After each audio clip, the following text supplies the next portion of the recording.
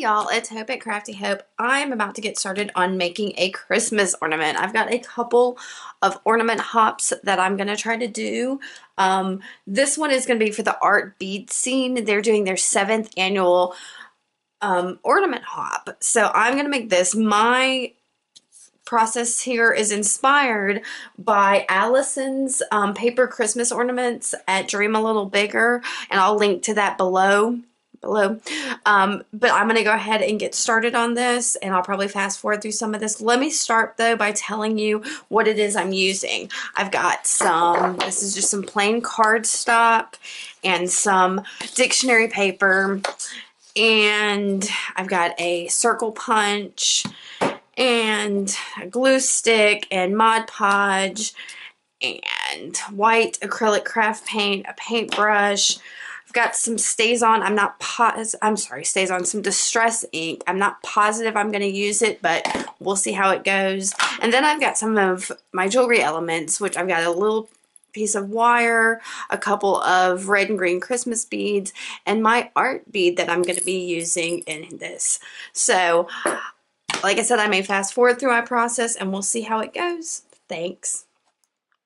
I squirt the Mod Podge straight onto the cardstock and spread that out as thin as possible with my paintbrush. That way your dictionary paper doesn't bubble or anything. So put the dictionary paper on top of the glue, flatten it out as best as possible, and let that dry. From there, use some kind of container, paper, or whatever to squirt your white acrylic paint on. You don't have to use a whole lot, and then squirt a little water on top of that. Again, not too much. Mix that together with your paintbrush, and basically you're just making a whitewash to go over your dictionary paper to take the yellowing down a bit. Now, if you like the yellowing, it's completely fine to keep it, but I like it to tone down a little with that whiteness. So let that dry, and from there, once it dries, I like to take a ruler or some kind of straight edge or something and just tear off the excess paper from around it. You can cut it or leave it on, whatever you want, but it just makes it easier to get the hole punch up close to the paper. So I've got a 1 1/4 inch circle hole punch or paper punch, and I'm gonna punch out, I think I punched out like 12 or something of the circles. From there, I took a cosmetic sponge from the Dollar Tree and put my Distress ink on it and just inked up around all the outside edges of the paper. Now it's just a matter of folding your circles in half. Make sure your edges meet and that your text or decorations are on the inside of the circle. From there, I used a bone folder to just flatten down the edges as much as possible so that they were good and flat. And then glue. Put your glue on just one side of the circle and stick it to a separate circle.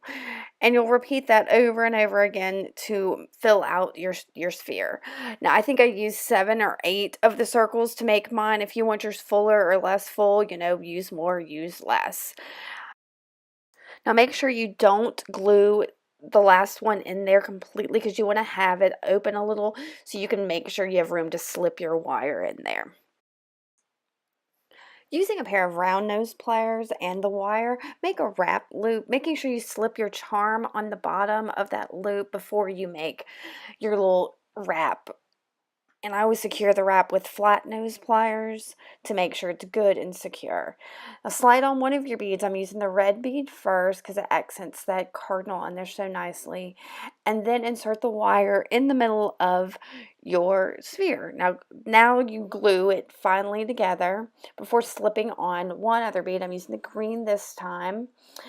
And then again, use your round nose pliers and wrap across the top of it to make your final loop. Now clip your excess wire off and flatten it with your flat nose pliers, and you can take an ornament hanger and hang that baby on your tree. Enjoy!